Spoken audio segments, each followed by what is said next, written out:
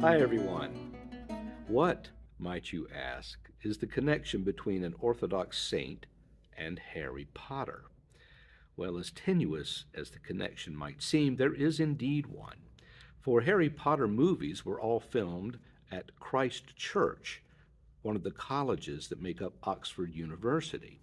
Actually, one of the largest and most famous of all the colleges at that most famous of all universities. Well, Harry Potter is not the only one that had his origins in that area. For the cathedral that makes up part of Christ Church, in which the dean has traditionally been the president of Christ Church College there, it goes back quite a ways. For the cathedral was actually part of an Augustinian abbey from a number of years earlier, back into the late 12th, early 13th centuries. It was Henry VIII in the 15th that actually named Christ Church and collected parts of that abbey and that cathedral and made it all into one compound. Henry VIII, of course, was a man we consider of quite sorry memory for his life and the things that he did, especially the dissolution of all the monasteries in England. But before then, the Augustinian Abbey was functioning and functioning very well, although it was built on the basis of a previous monastery that was destroyed in the year 1002 by the Danes. This particular establishment was originally a convent founded by Saint Frideswide. Saint Frideswide is the saint who we are commemorating today, whose name is on October 19th, and of course is one of the greatest of the Orthodox saints coming from the British Isles. Saint Frideswide was born in 650, and she was born to what we might call sub-kings or lesser kings and queens today. Safrida and Didon, her father, who early on entrusted her to the care of a certain pious nun.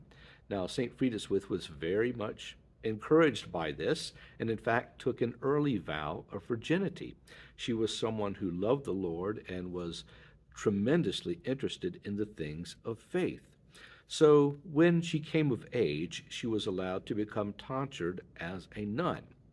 However, during that time, there was a certain King Algar, who was the king of Leicester, and she had caught his eye, and so he was determined to have her for himself, even if by force, if necessary. So he pursued her, and she fled to Oxford and tried to hide there. And here's where the stories diverge a little bit. One says that King Algar came and was blinded when he was trying to get into Oxford to apprehend St. Frideswide.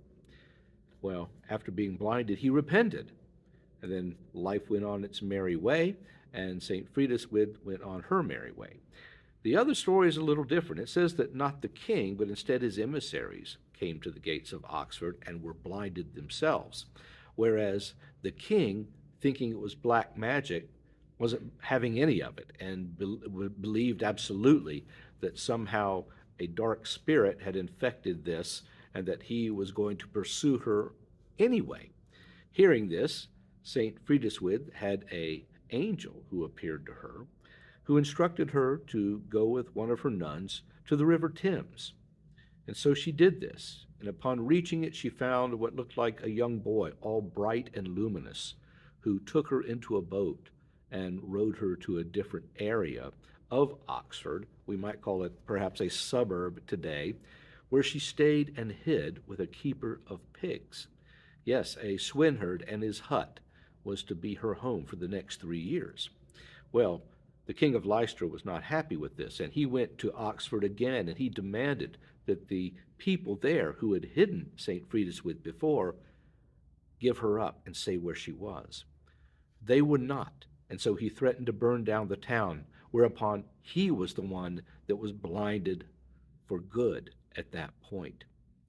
Well, St. Frideswide, after having lived in the woods in this hut for now 3 years, finally returned to Oxford and there she established the church that would eventually become the cathedral, which would eventually become incorporated in Henry VIII's reign, which eventually would be the site of filming for Harry Potter.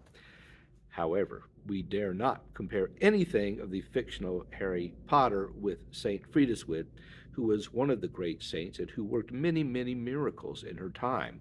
In fact, at one time, a certain woman saw that she was washing her face, and when St. Frideswide had finished, she went up and took the water and splashed it in her eyes because she was blind, and received her sight. At another time, a young man who was chopping wood with an axe got his finger caught in the thing and yelled out in great pain, and St. Frideswide came, and by her prayers he was healed. At another time, she was approached by a leper who said, "St. Frideswide, Child of God, Holy Virgin, please kiss me." And St. Frideswide, after praying to God, went and kissed this leper. And the leper immediately, it is said, had skin that was as that of a young man. As her time of death neared, and she died around the year 735, an angel announced to her that that time was coming. And on her deathbed, she saw two saints whom she really revered, Saints Catherine and Cecilia, coming to her. And she prayed to the Lord and said, "All I ask is pardon, my Lord." And she reposed, gave up her soul to the Most High God, and there was a sweet fragrance that it was said filled the entire city of Oxford.